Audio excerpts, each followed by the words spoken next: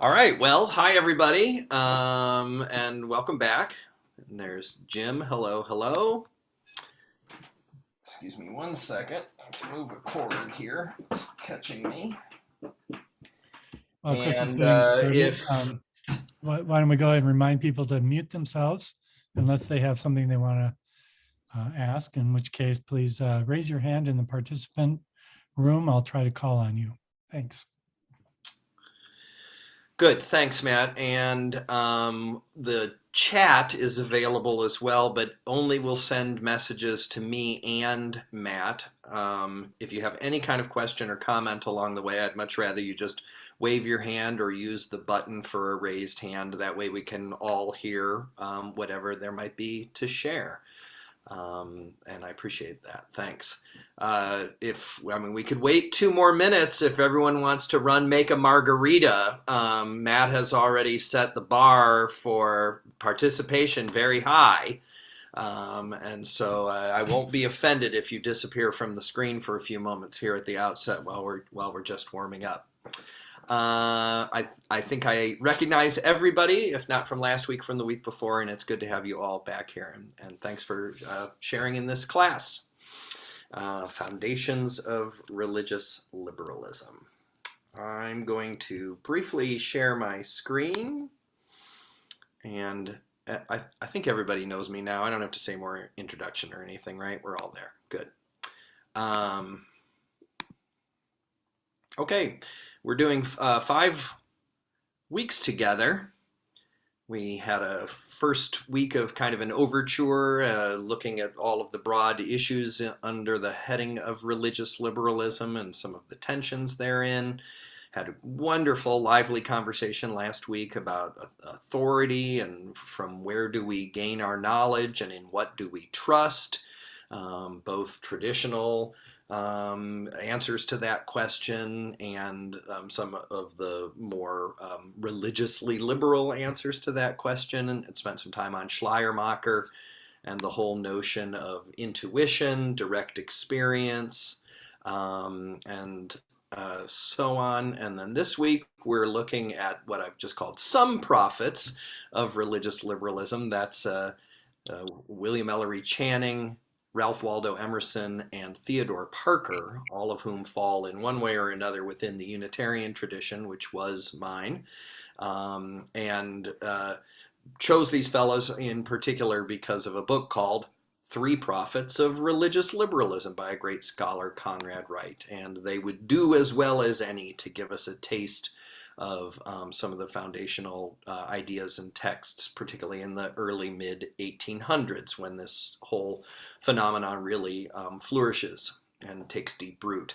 And it may raise our conversation today some questions of Christology. Who or what and why is Jesus? We'll have next week's focus be on the social gospel and the very idea of progress.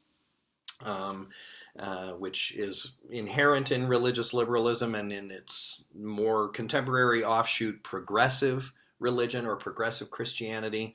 And we'll wonder about that together. And then in the final week, have a more critical review. That's what I'm calling failures, and also look at where this whole tradition might move toward in the future.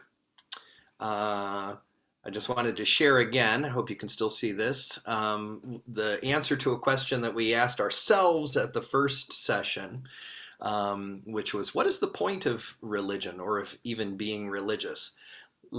Acknowledging that the word would be hard to define quickly, and also, as I believe someone named Rose, who was here at the time, even raised the question of whether or not it's the sort of thing that we make a choice of. We set those down for a little bit and went ahead and answered the question. And these were your words, and it just might be helpful to review these since we will be talking about religion all night long again. What is the point of religion or of being religious? It helps us make meaning of our experiences, both ordinary and extraordinary. It is a mechanism for freeing us of ego boundaries and connecting us to the larger reality. Connects our story to the grand story, calls us to the more or the not seen, helps us develop a relationship with God, helps us make sense of the world and find our place in it, offers purpose, encourages our spiritual compassion, and binds us to community.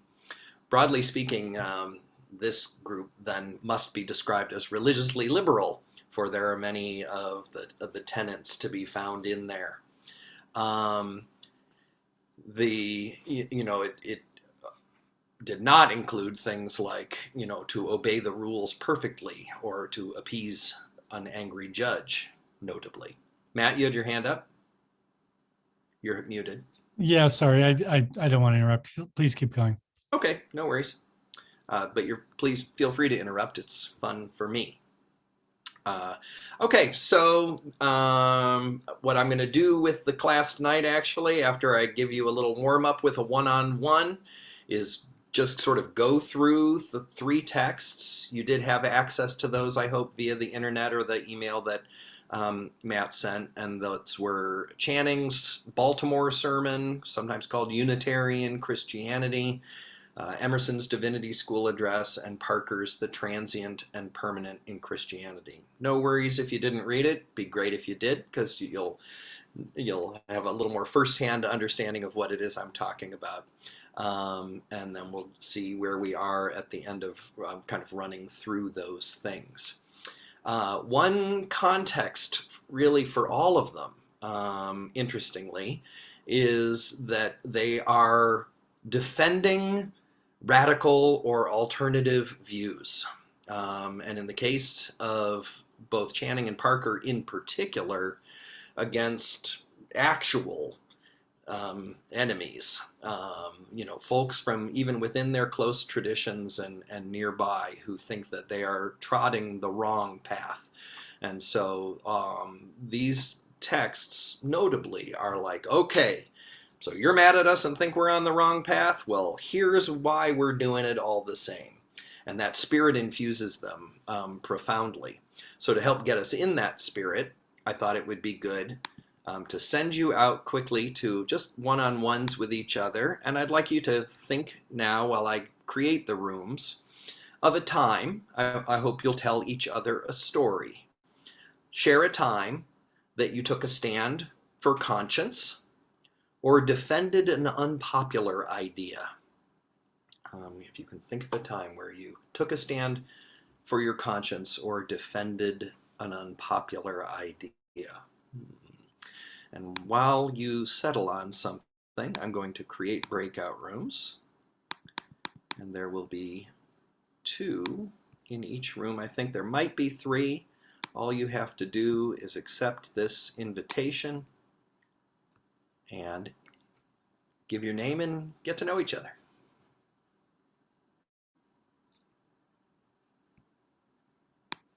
Nicely done. Good start. I'm gonna. Okay. Well, I hope we're not going to spend a little time on that, unfortunately, because there's a lot to cover. But I hope that gave you a chance to know someone a little better and to reflect on what may very well have been a heroic moment of your life. Mine are fairly undramatic, I have to say. I am profoundly moved and inspired by people who put their lives on the line for conscience. Okay, so let's just jump right into 3 key texts, starting with the Baltimore Sermon. And I guess I won't put anybody on the spot and say, who read it? So I'm going to pretend that you all did. And if you didn't, then hopefully my introduction will make you want to do so. This was actually a very important sermon of the early 1800s and gave voice to the identity of the fledgling Unitarian movement as sort of the far, shall I say, left wing of progressive Christianity of its day. That beginning with the appointment of Henry Ware, a noted liberal, to the Hollis Professorship of Divinity at Harvard in 1805, All kinds of turmoil was tearing apart the New England Congregational churches, the established standing order churches, which had been founded by the Puritans themselves, and which were the town church, the establishment church in every way in so many Massachusetts towns, but which were increasingly marked by division between more liberal and more orthodox wings. Harvard itself was very much the center of liberal religion at that time, and it is almost synonymous with the development in the early 1800s, certainly of the Unitarian movement. Almost all of that first generation of New England religious liberals were educated at Harvard. At least those on the distinctly Protestant side of things, the congregational side of things. To some lesser extent, Methodists and other folks were there, but very much tied with the congregational movement. So things have been going back and forth. Churches are not allowing more liberal preachers even into their pulpits. These folks are all supposed to be friends. They all went to school together. They all lead these established churches, and yet things are getting ugly with back and forths and broadsides and pamphlets and so on. And folks are getting accused of heresy and so forth. And so at the ordination of Jared Sparks, a fine Unitarian in his own right, William Ellery Channing, from Boston, who was really one of the probably 5 or 10 most important preachers of his era. His great sermon, Likeness to God, which didn't quite fit for our purposes, was one of the most published and reprinted sermons of its day. And so I would commend it to you. You can look at that in the future. So at this ordination of Jared Sparks in Baltimore, he basically says, okay, all kinds of things have been said against us. And if you read it, you can see that it begins. Is it a defensive tone? Is it we hope to persuade you so you get off our backs? But it's definitely in response to what he might call their would-be enemies. And the heart of the matter, I think, for Channing is he's trying to say, look, we have some very different ideas about Christianity, but can't we all be friends? That's very much what he's hoping will be the result of the sermon. So he just tackles the points kind of one by one that have been lobbied against them, and these raise many of the points that we've already noted as being foundational to religious liberalism. First and foremost, he jumps right in there and says, no, of course the Bible is scripture. Of course it is the document of the successive revelations of God to humankind, he says.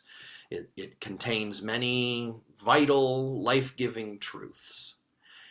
And you got to use your head.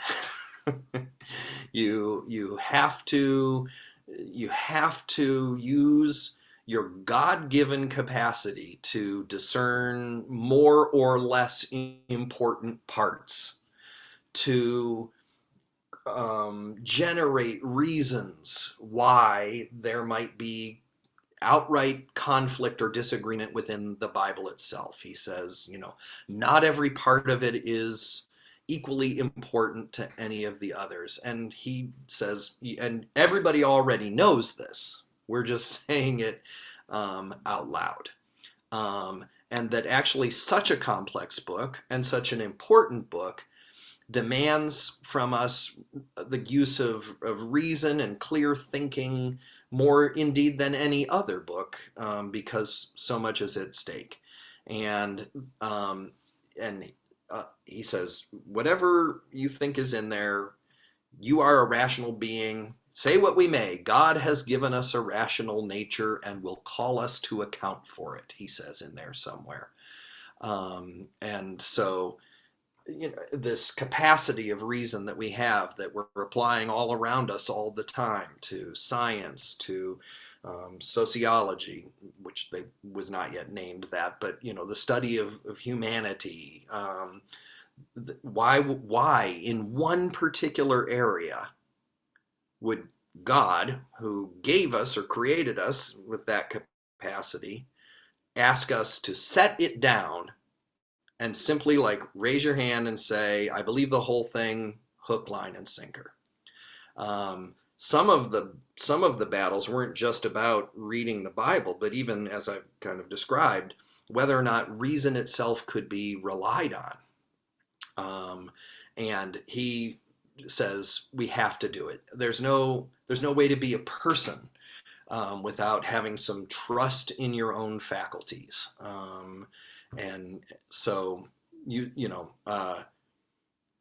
it cannot be that in this one area of our lives we're supposed to accept something that strikes us as absurd. And I think he makes a pretty strong argument. And one thing that's lovely in this, as well as in the Parker in particular, is these dudes love the Bible. I mean, once they get rolling, the prose, if you read it, it's quite lovely. I mean, for being radicals who are accused of not supporting the Bible, you could take out a couple chunks of either of those sermons, and I mean, it makes me want to read it. Matt? This is a perfect segue into this point I was going to make earlier about religion and its purpose, or point. I'm preparing to preach a sermon on All Saints Sunday, and I've been reflecting a lot on those experiences of the numinous, the mystery, ghost stories, apparitions, ecstatic revelations, contact with the beyond, near-death experiences, all of these, dreams that tell you the purpose of your life, all of which is kind of entering into the non-rational element. And so where's the balance between, how do you balance reason with that whole realm of mystery? Mm-hmm. Well, it is a reasonable act to contemplate various qualities of human existence, and then to acknowledge that some of them are in the realm of mystery. That reason doesn't demand that it answer every question.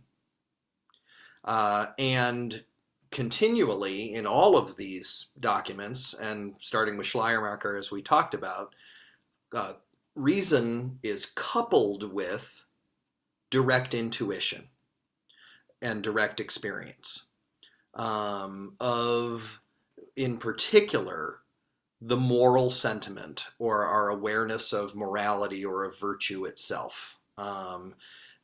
Coupled, I would say, as well with the the awareness of the harmony and grandeur and unity of nature and humanity, and the inside world and the outside world.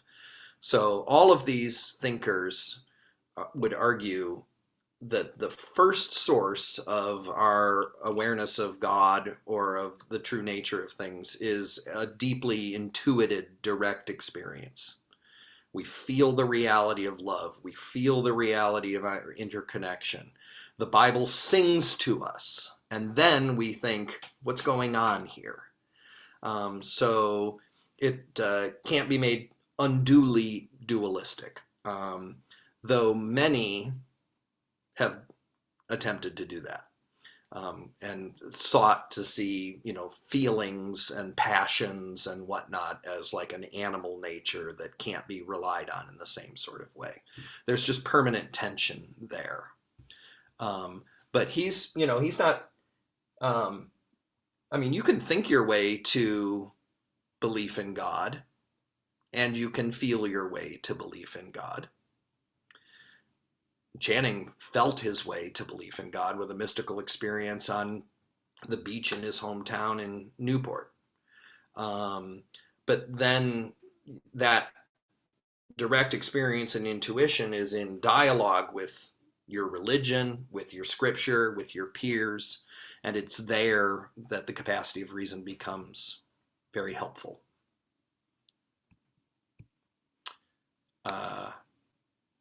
Okay, then he tackles the other thing that they keep yelling at him about, which is Christology. Who was Jesus? And in particular, he has a lot to say. I don't think we'll spend a ton of time on it, but he is clearly, plainly, absolutely not Trinitarian.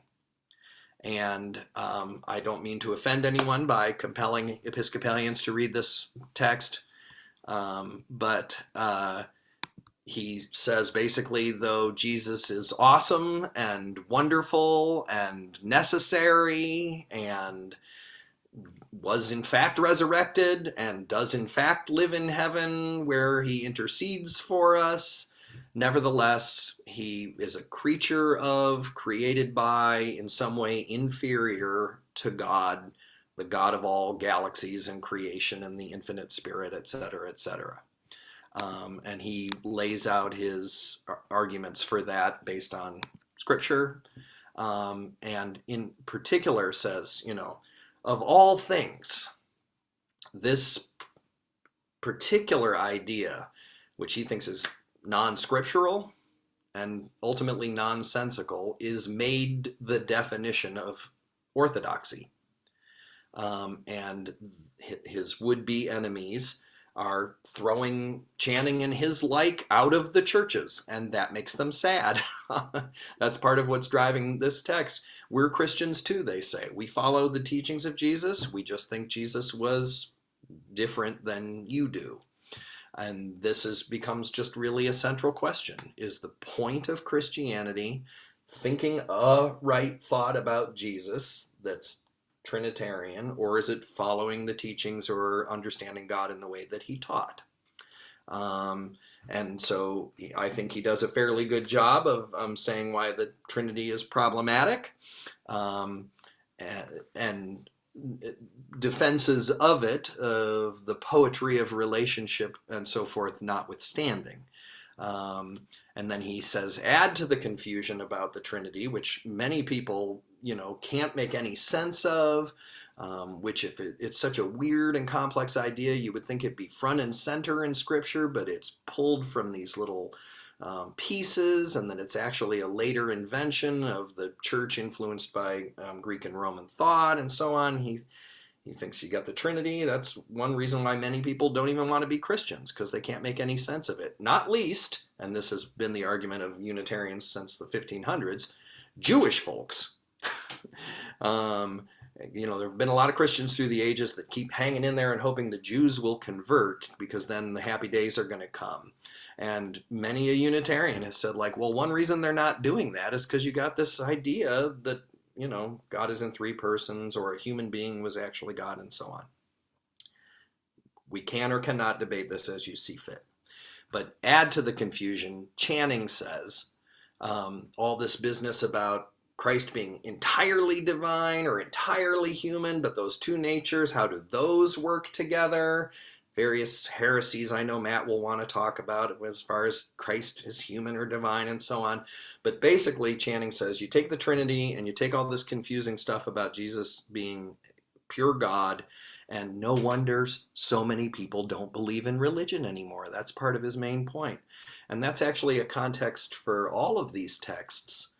And for religious liberalism in general, is those guys back then think religion is dying and no one's going to church anymore.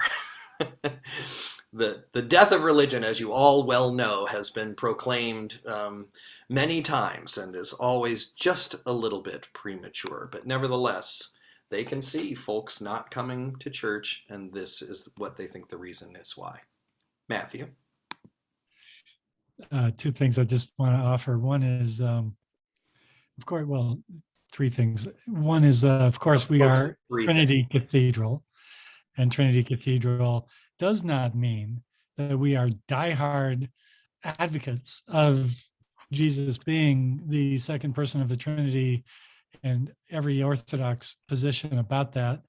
I think ever since Marcus Borg stepped into Trinity Cathedral, we've been willing to really consider reasonably who the historical Jesus is.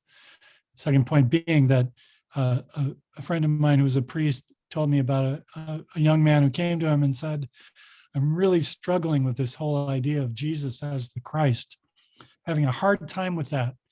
And he said, sounds like God is inviting you to consider seriously Jesus, the human being. And by taking Jesus, the human being, seriously, you begin to see his divinity or his extraordinariness.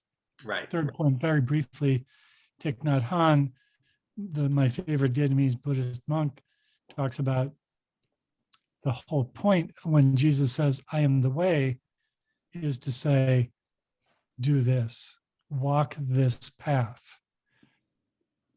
By doing so, in real time, in the earth, in your life, you will discover the truth of Jesus. Right. And by spouting ideas about Jesus will not get you anywhere. So offer those up.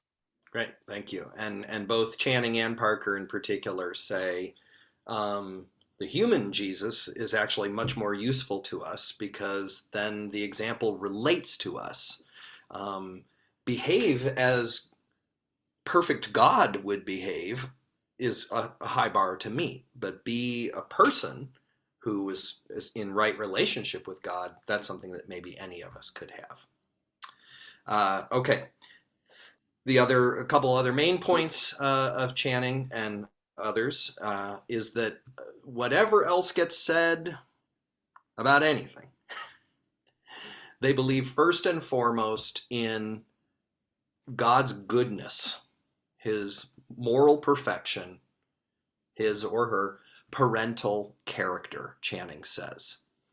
And, quote, we believe that God is infinitely good, kind, benevolent in the proper sense of these words, meaning that you could understand.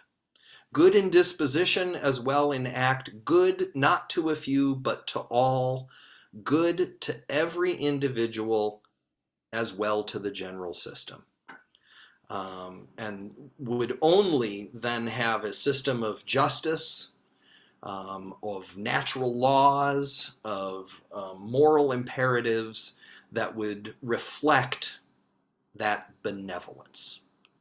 And thus, the whole notion of eternal damnation is simply a ridiculous and terrible idea. And he has some strong arguments about that. Now we're off into universalism, which we're not really going to spend a whole lot of time with, which was the notion that there is no hell, or if there is, it's only a temporary state to get you cleaned up and ready for the good place, which was the deal with the universalists. Over the 1800s, the Unitarians adopted universalist theology about hell, and the Universalists adopt Unitarian theology about Jesus. So we end up with Jesus, the human teacher, teaching God's goodness, and hell, a terrible notion. And if you didn't read it, Channing does a lovely job of kind of tearing it to shreds. He's just like, it's so terrible we can't even find words. The claim is we all have original sin, so we're completely predisposed to evil. He says, we maintain that a natural constitution of the mind, unfailingly disposed to evil and evil alone, which was the orthodox claim, would absolve it from guilt. That to give existence under this condition would argue unspeakable cruelty. God is ultimately responsible for creating humans, and so if he made them, whatever went down with original sin, and lets every newborn infant come into the world predisposed to evil, and that to punish the sin of this, quote, unhappily constituted child with endless ruin would be a wrong unparalleled by the most merciless despotism. So no more of that. And then finally, he just sings beautiful praises of Jesus the exemplar, Jesus the teacher. I could read a long quote, but I'll just trust that everybody here already loves Jesus. But if you don't, read Channing's Unitarian Christianity, and you will. They can't lift him any higher, but they will not lift him as high as God the Parent. Channing does reject that whole notion of the Paschal atonement, of the necessity of placating God, of paying an infinite price for an infinite sin, etc., as just not logical, as not even bearing a resemblance to our own human morality, let alone the perfected morality, or not even perfected, the perfect morality of God. Loving God, then, in the end, is loving virtue and loving goodness and loving love. That it is the moral nature, the sense of duty and conscience that we most directly are in relationship to or expressing God in our lives. And if you love God, you love virtue and goodness, and vice versa, is kind of his concluding point. And then he slips in, and in particular, if you love virtue and goodness, it means you should be tolerant of religious differences. Which brings him back around to, can't we all be friends? And then finally, somewhere there at like the 3-hour mark, he says to poor Jared Sparks, oh yeah, and be a good minister and lead the church well, and best of luck to you.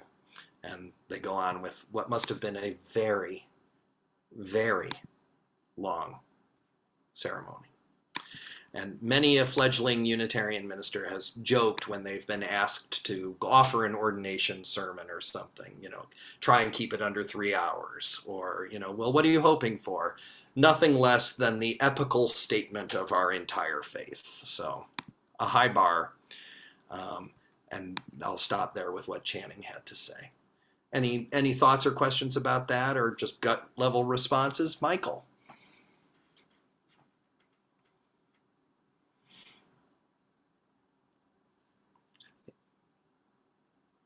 Maybe I can unmute you.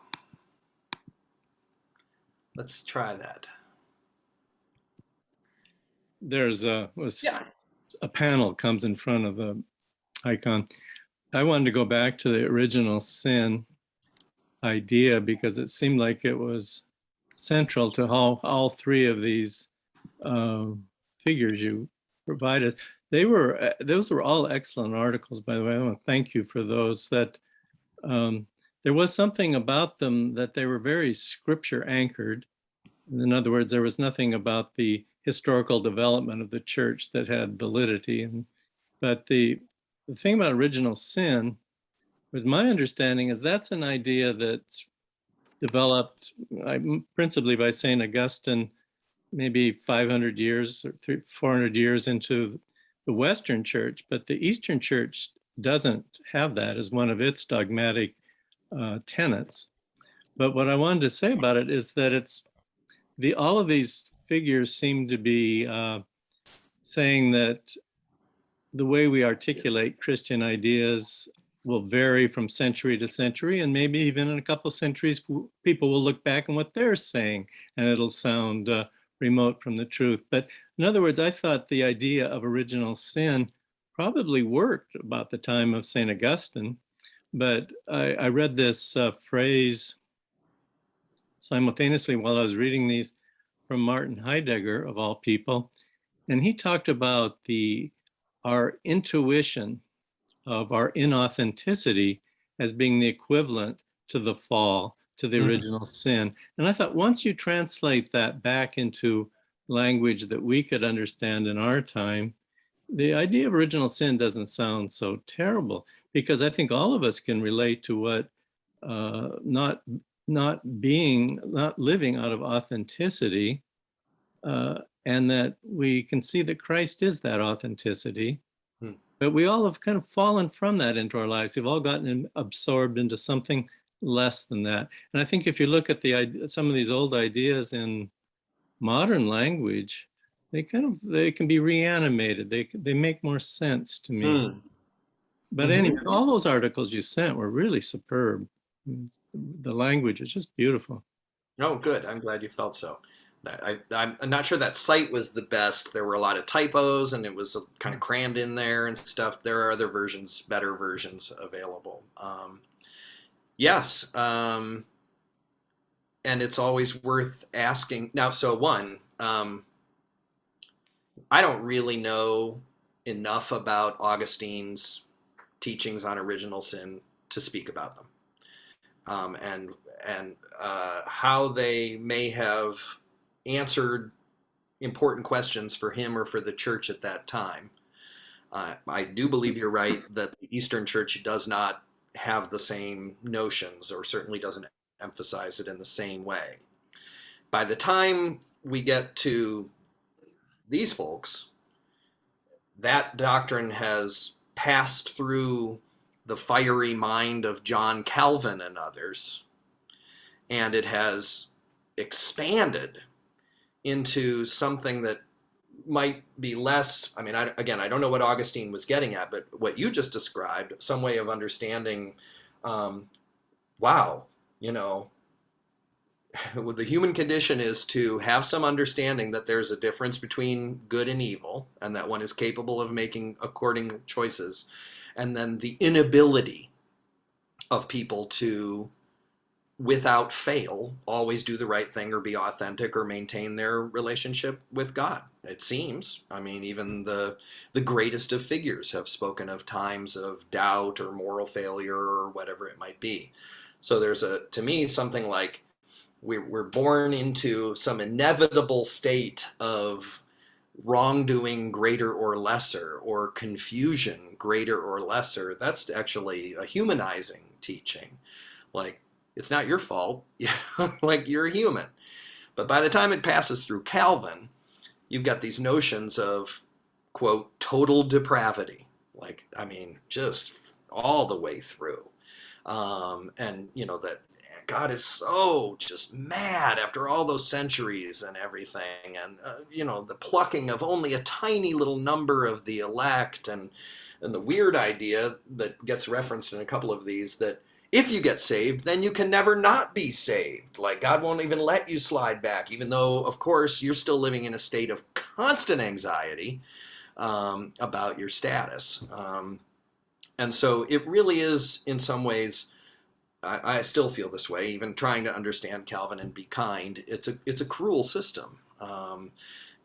There too, if you consider what was going on in Calvin's life, right? And the fact that literally him and a tiny little group of his followers managed to escape the persecution of Protestants in France, when many of their friends all got killed. So he had like a visceral experience. For no good reason, some of us are saved. And had to make sense of his world with that theology. And it would be a useful and interesting exercise, which another person will have to do, to wonder how, and I'm sure others have, like, what was it about Calvinist theology that worked for people in their day? What about the anxiety of the times did it somehow release, actually, by making sense of it? You know, I mean, that we think of the Puritans as utterly humorless, you know, but they still had sex and stuff, and, you know, and they still got together and had dinner and, you know, laughed at, I assume. I'm sure that, you know, our stereotypes of them, all of mine come from Unitarians who think they're all, you know, on the short track to the hell that doesn't exist. Matt. I love framing this in terms of, you know, trying to answer the issues and questions that were at hand at the time. And, you know, the thing about Calvin and Augustine were that they were trying to remind us that we are fully and completely dependent on the grace of God. And that and I have to say, this is true for me, that that it's by releasing my own ego and throwing myself into the arms of the loving God that I begin to get a sense of what salvation means for my soul. That by our own efforts, we are not able, we're losing sight of the reality of God's magnificent grace. And I love that. And I think that's true. And it's enormous ammunition for spiritual abuse. And that is what has happened. And people have used that and combined it with images of hell and damnation and sinners in the hands of an angry God. And, you're terrorizing people. Yeah. And that is inexcusable. And I think Augustine would be horrified by that use of his theology. I might be wrong, but I think that's true. Mm-hmm. All right. Anything else of Channing before we move forward? I think I see your hand, Bruce. You're muted.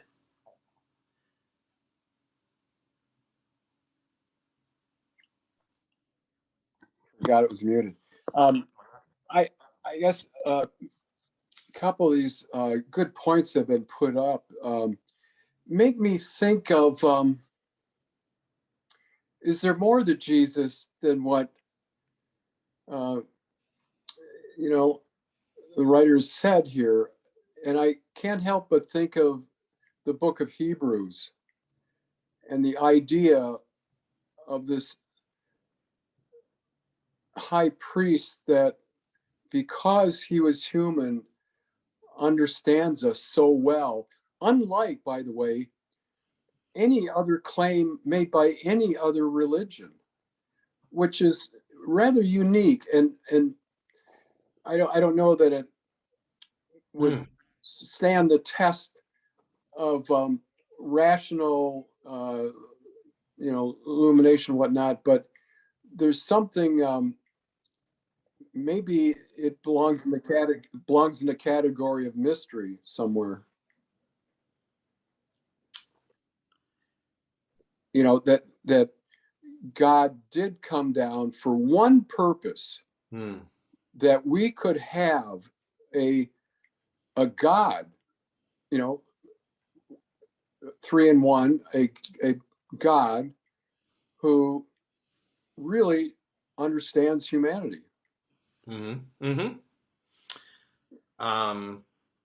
That's a very attractive idea. And I think what even Channing might say is that, I think what they believed is in heaven at the beginning of time, before the world, God made Jesus. But it went that way. And then Jesus, that's one that I think some of them did think. Yeah, that sounds like John. Because he acknowledges in one place, he says, there's disagreement among us as to how Jesus actually is this figure that's serving us in our relationship to God. Yeah. There were plenty of others who thought that Jesus was a person who was born, but who turned out to be so godly and so faithful, even unto death, that actually God rewarded him, and it was after that, nope, I'm hanging in there with you till the end, Lord. And God was like, wow, that's so great. You get to be the high priest, and I want you to be my liaison with humanity, because I've got all these galaxies to worry about. So then Jesus is right up there in heaven, and Channing even used the word several times, interceding on our behalf, even though he felt like it's not like God's mind needed to be changed about humanity. He says explicitly, Jesus didn't come to change God's mind about people. He came to change people's mind about God. But was rewarded with the resurrection, proof of our immortality and the source of all of our hope for eternal life. and now definitely there and able to be prayed to in some way or whatever. But there was a lot of disagreement about that. And by the time we get to Parker, if we do, we'll see that the Christology keeps getting lower and lower. Matt, can I move on to Emerson and come back to you? Okay. Just because we are limited in our time. Now, to me, this one was the outlier. If you read all three, you can see it had a slightly different tone. One, Channing is still full-on minister, and he's preaching at an ordination. By the time Emerson does the Divinity School address in 1838, some 20 years after Channing's sermon, he has already passed through the Unitarian ministry, decided he doesn't want to do it anymore because he doesn't believe in the old forms and communion confuses him, and he leaves that career entirely to pursue his path of oration and writing and so on. And that he has already done that and that is going well for him is a subtext of the Divinity School address. He preaches it to the graduating class from Harvard Divinity School, which as a separate part of Harvard, founded in 1834, is like distinctly Unitarian and full-on liberal, even more than the college as a whole. So he had followed that path, rejected it. Now he's come back to teach these young kids a thing or two about what religion requires in the modern world. It might be worth noting that he was not invited back to Harvard for 30 years after he gave this address. The folks at the Divinity School, not least Andrews Norton, a giant figure of conservative Unitarianism at the time, just thought he was all much too radical and you can't poison these folks' minds with these dangerous thoughts. He did poison one mind distinctly that day. Theodore Parker was in the room and heard the Divinity School address. And it's what led him to then associate with Emerson in the Transcendentalist Club and to do the later writing that we see from him. So, and here too, with Emerson, he seems to be looking around and basically saying the church is dying. People don't feel religious anymore. A new day is upon us. And yet, people still want to cling to the old ways. They want to cling to the letter instead of the spirit. And it's not going to work. It's not going to work for the modern world, for the America that Emerson dreams will come into being, that you can read about in his other stuff like Self-Reliance. So what's going on here? And his main points are, here too, as with others, that the moral sentiment, our ability to have the thought, I ought, he says, just that little thing, that the fact that a person goes, I really ought to give money to the poor. I really ought to defend this defenseless person. I really ought to live a virtuous and uplifted life. That plain and simple is the religious spirit. That's God in us. And Channing has that view as well. That's the surest place. Love of God and love of neighbor and virtue is where we find God. Now, we'll leave aside for the moment the fact that most of these figures, their notion of what's virtuous just happens to reflect the good and proper behavior of their upper class Boston social circles.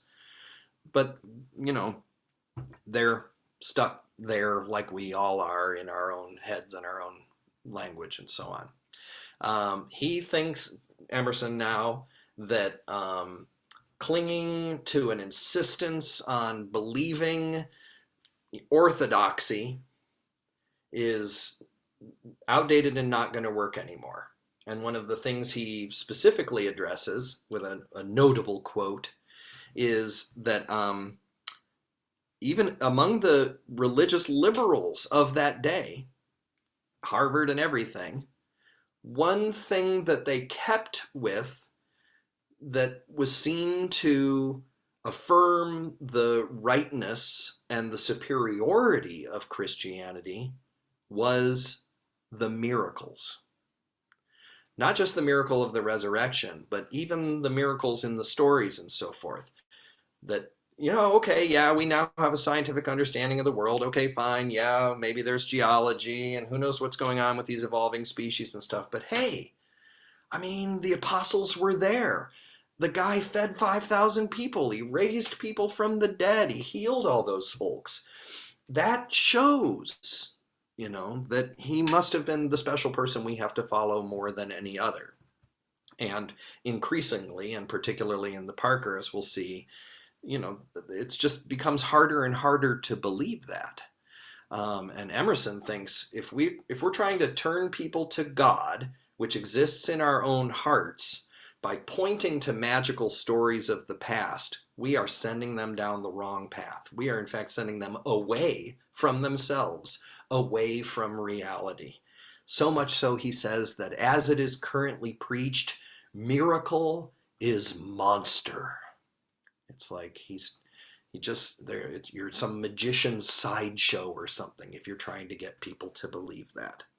He's not at all unsparing in his critiques, as you may have read. And I said to Matt earlier, I think he thought he was getting paid by the word. He certainly does, I think, love his own voice. I sort of felt that more in this reading, and I've read this thing, now 30 times or something.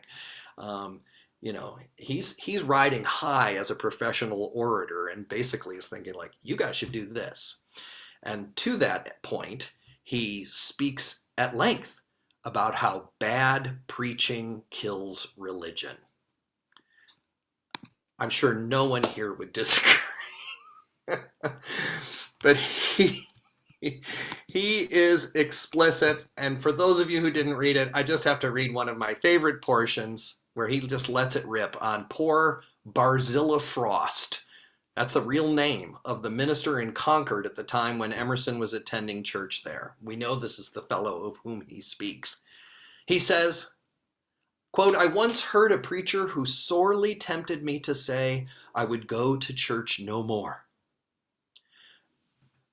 A snowstorm was falling around us. The snowstorm was real, the preacher merely spectral.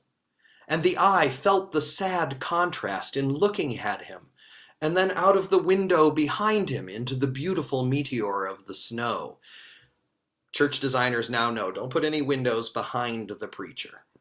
You won't keep people's attention. So here's Emerson staring out at a snowstorm. He's sad at the contrast. He had lived in vain. He had not one word intimating that he had laughed or wept, was married or in love, had been commended or cheated or chagrined. If he had ever lived and acted, we were none the wiser for it. The capital secret of his profession, namely to convert life into truth, he had not learned. Not one fact in all his experience had he yet imported into his doctrine. This man had plowed and planted and talked and bought and sold. He had read books. He had eaten and drunken. His head aches, his heart throbs, he smiles and suffers. Yet there was not a hint in all the discourse that he had ever lived at all. Gung. And, basically the letter killeth, the spirit brings life. And he was decrying formalism. He was decrying the preaching of traditional and orthodox doctrines. He was decrying preaching old miracle stories when everybody's living in the modern world. So when he finally gets off that horse, he tells these young would-be preachers that they need to reject everything, anything, however ancient, however fond they might have been of it, anything necessary that must be rejected in order to lead people to the living God, found in their own hearts, their moral sentiment, and in the glory of nature. He says to what he calls the newborn bards of the Holy Ghost, newborn bards of the Holy Ghost. He says, cast behind you all conformity and acquaint people at first hand with deity. That he thinks is their job. First-hand, direct experience. We're right back here in Schleiermacher. And he goes so far as to say, if you don't have that in yourself, if you don't know God directly, and you're not speaking in a way that uses your real life to also connect people to God in a living way, it's all just dross. It's all secondhand. It's all somebody else's words. He says, quote, once leave your own knowledge of God, your own sentiment, and take secondary knowledge, as in St. Paul's or George Fox's or Swedenborg's, and you get wide from God with every year this secondary forms lasts. And if now for centuries the chasm yawns, men can scarcely be convinced there is in them anything divine. In other words, we've had secondhand knowledge of God for 2,000 years. Secondhand, including St. Paul. He basically says, nope, not even Paul. You must know it directly. And because we've been living with other people's knowledge for all these centuries, nobody knows anything about what's real in religion anymore, the real living spirit inside oneself. He wraps up by saying, I almost, intriguing to me, given the case that he's made. He says, but don't go out and invent a new religion either. Don't just make something up. It's worth hanging on to some of the old forms. And the two that he names are the Sabbath, that people should practice the Sabbath, and preaching, people speaking person to person. These two things of all of Christianity, Emerson says, yeah, you can hang on to that. And I do love, a lot of religions have been invented in the last 100 or 200 years, or delivered by revelation, depending on your perspective.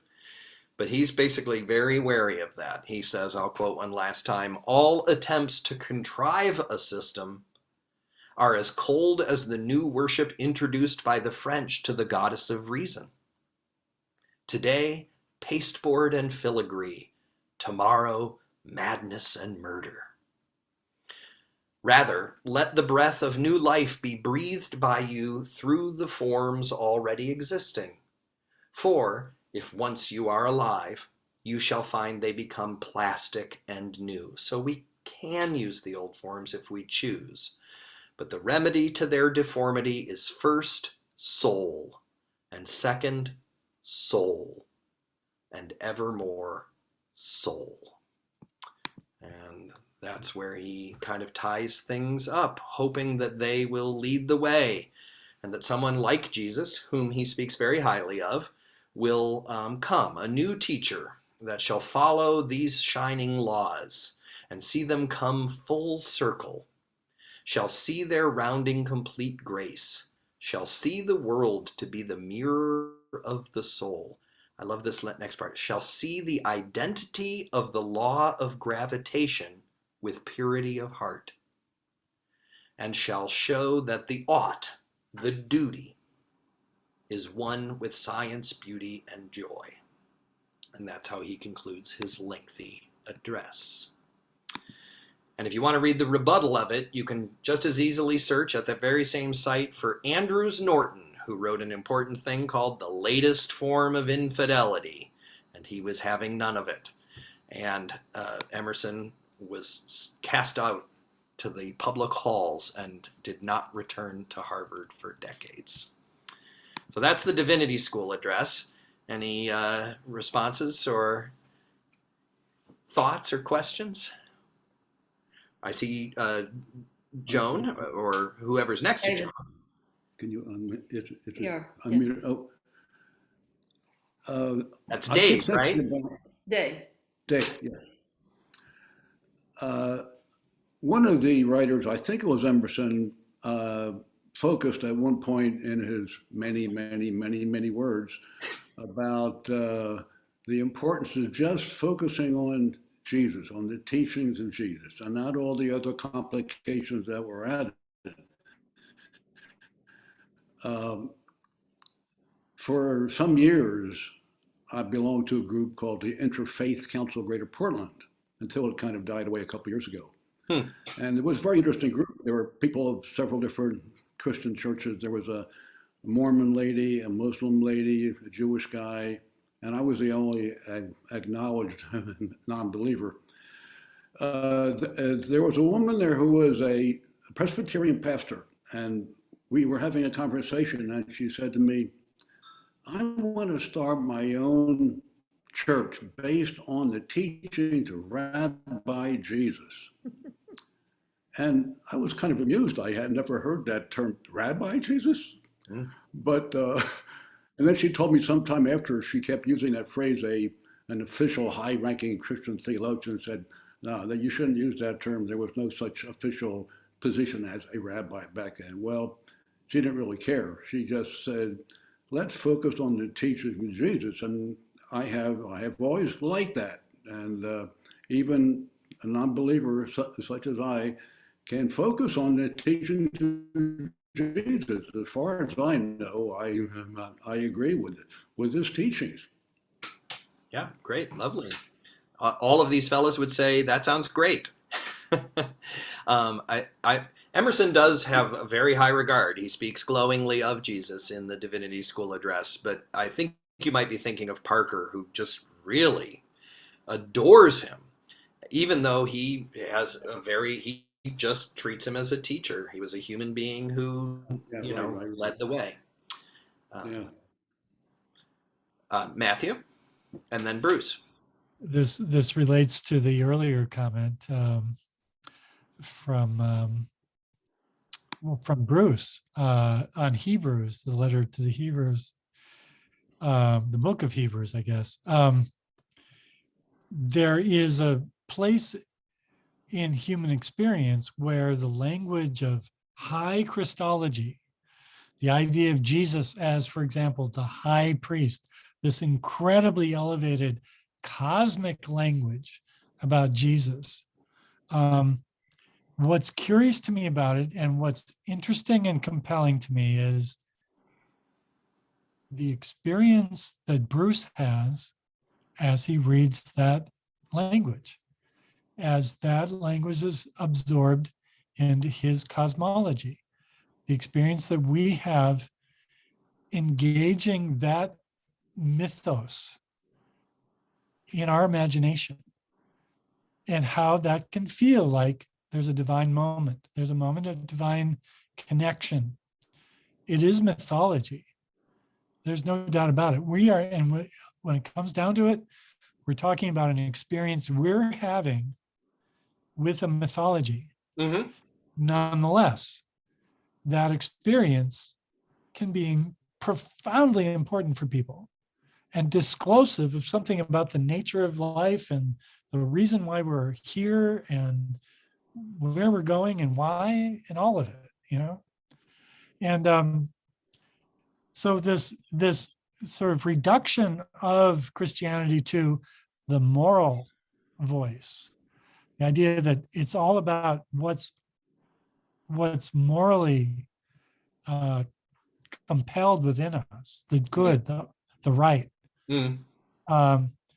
is to overlook the mythological experience entirely. And that's, I think, where the traditions of Anglicanism and the Episcopal Church do part ways with Unitarianism and Harvard Divinity School. And I think it's a fascinating conversation because we're both struggling with this idea of reason and how do we be rational, intelligent, well-educated human beings and have this crazy ass mythology swirling around in our system that leads us to eat wafers and call them the flesh of Jesus, And so I just want to throw that out there. That's the crazy conversation that we can get into as we go. Well, yes, fair enough.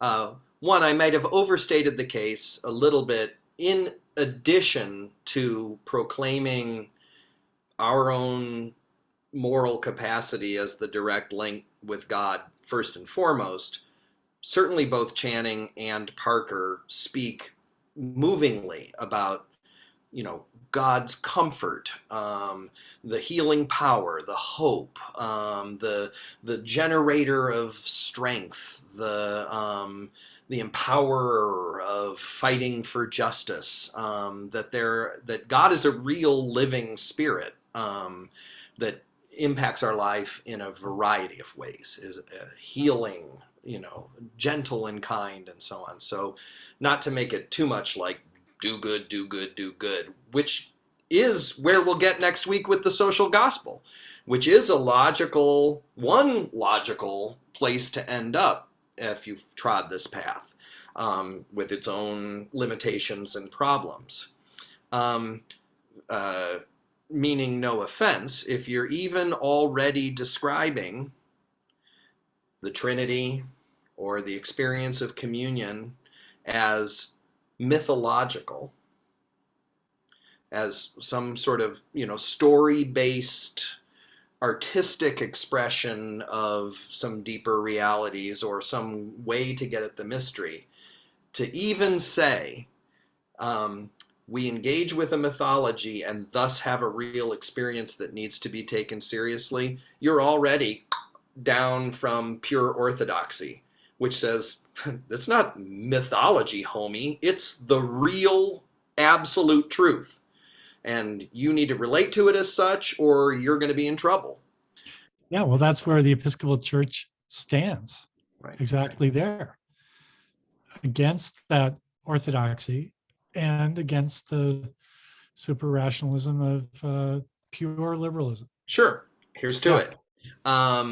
I think what's key, remembering the context, at least with these texts, is what our fellows are trying to say is, we don't mind if you believe it's completely real. We'll count you as Christians. We're not gonna, we think your ideas are totally wrong, but, we're not gonna throw you out for having them. Why are you throwing us out for having ours? There it is. But this is the double bind of orthodoxy or literalism or fundamentalism, is that point of view holds that other views are false, and the liberal view holds that views are kind of fuzzy and there's room for lots of people in them, and you can't even have the argument, let alone win it, because it's founded on different bases entirely. Yeah. All right, good stuff. I'm going to fly through Parker then. And I love this one. I don't know if anyone had a chance to read it. He writes so beautifully to me. And he's a very interesting figure. If you're not well acquainted with him, Wikipedia will give you the basics. He was too radical even for his Unitarian peers of the day, and was, after he preached this sermon, they threw him out of their circle for a few years, until finally I thought we said we were open-minded and didn't have a creed, people welcomed him back in the late 1840s. And he very much carries the tradition in the direction of the social gospel. Was brilliant, spoke 4 languages fluently, knew all the ancient languages. He got accepted to Harvard Divinity at 19, didn't have the money to go live there, so he pursued a course of study at home since he could, and then just showed up for the tests. That enabled him to complete the 3-year course of study in a single year. So this fellow was, rocking it in the brains department, and you can kind of pick that up. And he was charismatic and a fine preacher as well.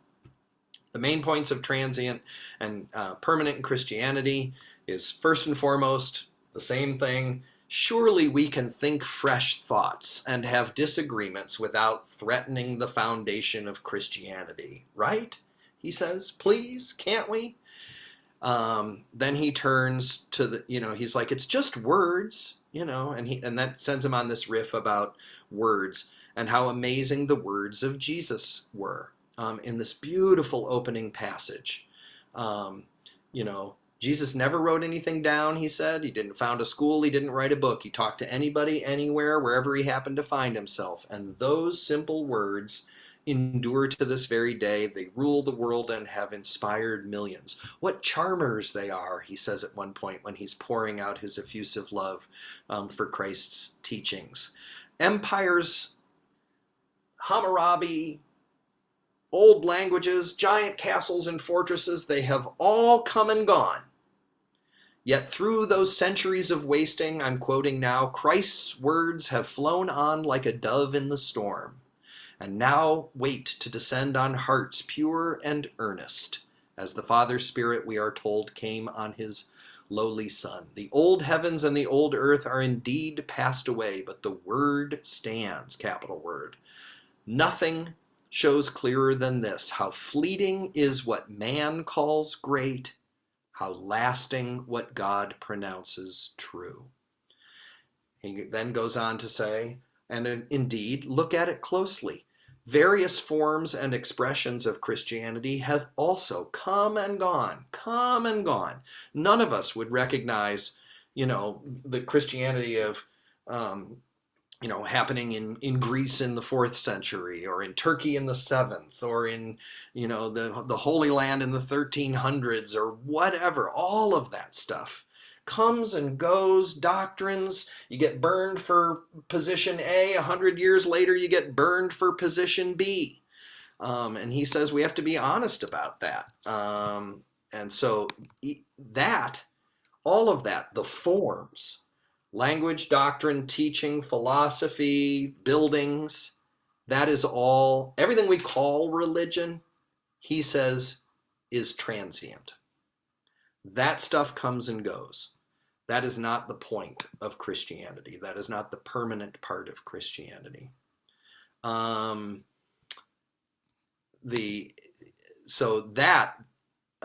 he relates it to how people study any other thing, including nature. So, for example, he says, the true system of nature, which exists in the outward facts, whether discovered or not, is always the same thing. Nature is nature. Gravity worked before anyone had a thought of gravity, right? He says, but the philosophy of nature, which men invent, changes every month. And it's one thing at London and the opposite at Berlin. There is one system of nature as it exists in fact, though many theories which exist in our imperfect understanding of the system. And so too with religion. There can be but one religion, he says, which is absolutely true, existing in the facts of human nature and the idea of an infinite God. And so the permanent, basically for him, comes down to a very similar thing. Love to humankind and love to God, perceived intuitively and by instinct, even though our theology be imperfect and miserable. Again, one of those core points. Love in our hearts. That's the permanent part of Christianity. And he goes so far by the end of the text to say that even if people forget the name of Jesus, if people love God and love each other, then Christianity will still be flourishing in the world. You can see why his Christian contemporaries might have thought that was a step too far. Other key points that he makes, a kind of lovely, almost funny even, argument for reading the Bible critically, particularly the Hebrew Scriptures, the Old Testament as he calls it, which were causing a lot of contemporary people trouble, as they still do to this day. And he basically says, you know, we're asked to take these ancient, confusing, thousands of years old texts, and we have to believe them completely, and that's made what faith is. A fine line here. Quote, matters have come to such a pass. And if you have a fundamentalist or biblical literalist in your life, these words are still true. Matters have come to such a pass that even now he is deemed an infidel, if not an atheist, whose reverence for the Most High forbids him to believe that God commanded Abraham to sacrifice his son, a thought at which the flesh creeps with horror. To believe it solely on the authority of an Oriental story written down nobody knows when or by whom, or for what purpose, which may be a poem, but cannot be the record of a fact, unless God is the author of confusion and lies. So he's like, but he also says we have to do the same thing for the New Testament, and dares to actually quote, I say, Christianity does not rest on the infallible authority of the New Testament. That's a very, very bold statement for 1841. But he does love the Bible. He just wants it to be read correctly and with an eye to the main points, which is love of God and love of neighbor. He says, and that doesn't depend on Jesus's personal authority at all. It doesn't matter if these miracles occurred or he was raised from the dead even. That we should love each other and love existence completely is true no matter who says it. He says, it's hard to see why the great truths of Christianity rest on the personal authority of Jesus more than the axioms of geometry rest on the personal authority of Euclid or Archimedes. The authority of Jesus, as of all teachers, one would naturally think must rest on the truth of his words and not their truth on his authority. And so he concludes by basically saying, put all that stuff, put all these arguments away, put it all away. And Christianity is a simple thing. It is absolute pure morality, absolute pure religion, the love of man, the love of God, acting without let or hindrance. The only form it demands is a divine life, doing the best thing in the best way from the highest motives. And he goes on and sings so many more praises of that notion. And then here too, because he's preaching at an ordination at about the 6-hour mark, he says, oh yeah, and try to be a good minister and, preach the truth and, But he does conclude, and I'll conclude here as well, with a little admonition to the congregation.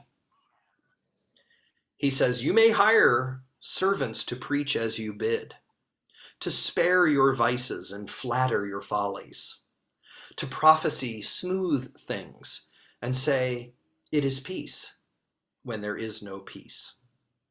Yet in so doing you weaken and enthrall yourselves.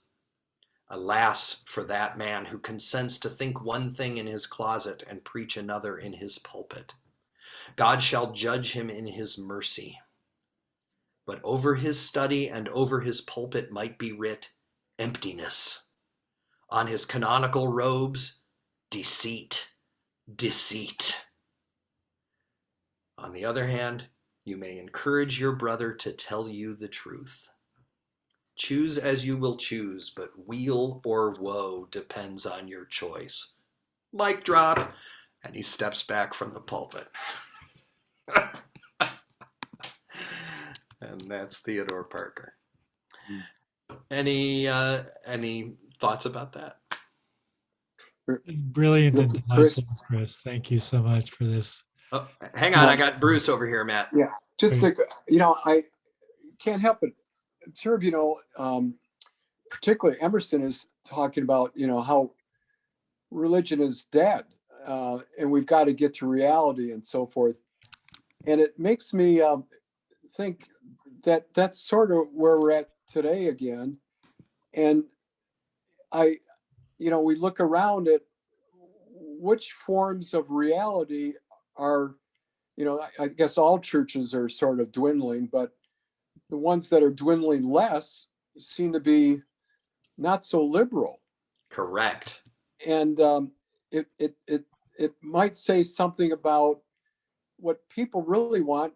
C.S. Lewis, he loved myth, and he was finally converted when he realized that this story of Christ and so forth, it's a great myth, except it's true. It shocked him. Right. And I just reflect that what's going on now, it may be that people don't really want to just be in reality. They want hope in something that lifts them out of reality. Or reveals a deeper order of reality than can be demonstrated by science or reason or the physical world. Yeah. It's, you can't help but notice. I mean, I don't know whether to be like, it's just so interesting to me, starting with Schleiermacher, late 1700s. They've been predicting that religion was on the way out the whole time. And if we don't do something quick, and it's like, well, that didn't happen. Things are happening and we can analyze that and so forth. But there clearly is something in traditional forms of religion and the mythic imagination that no one has been able to argue away. Mm-hmm. Yeah. That's well said. Well said. Yeah. Bill, did I see your hand? Just was going to point out that Joel Osteen in Houston, where I come from, fills $40,000 person former basketball stadium Sunday after Sunday after Sunday with prosperity gospel primarily, and some music. Yeah. Yes. Our speakers today would have a lot to say about that, I suspect. In fact, that last quote, right? That perhaps what's happening there is the people are paying to hear what they want to hear. A gospel that doesn't have the slightest critique about late stage American capitalism, which some of us feel might need some reforming. I'm going to put something in the chat here just to get you rolling for next week. No more readings because I just didn't get around to it because of the verbosity of this week's speakers. But I will speak about the social gospel. I couldn't really find a good, pithy, original source. Rauschenbusch, it's book-length stuff, and we're not going to do that. So type social gospel into Google and have fun, following your nose where that may lead, and that will give you the basics of the development of this 20th century expression of religious liberalism. And if you want to see a very modern and very alive version of that, sojo.net is Sojourners magazine, which some folks may know already. Jim Wallace and his crew, a very politically progressive and active form of Christianity that'll help inform our discussion. And now, Matt, I interrupted you some time ago. No, not at all. I just wanted to say we're out of time, and I just think this has been absolutely delightful. Thank you, Chris, for bringing these old guys to life again. And we will send out an email to everybody to remind them of the homework assignment, and can't wait to see you all again next week. Thank you so much, Chris. Beautiful. Yeah, my pleasure. Thanks for joining me, everybody. It's a delight for me. I really appreciate it. I'll see you next week.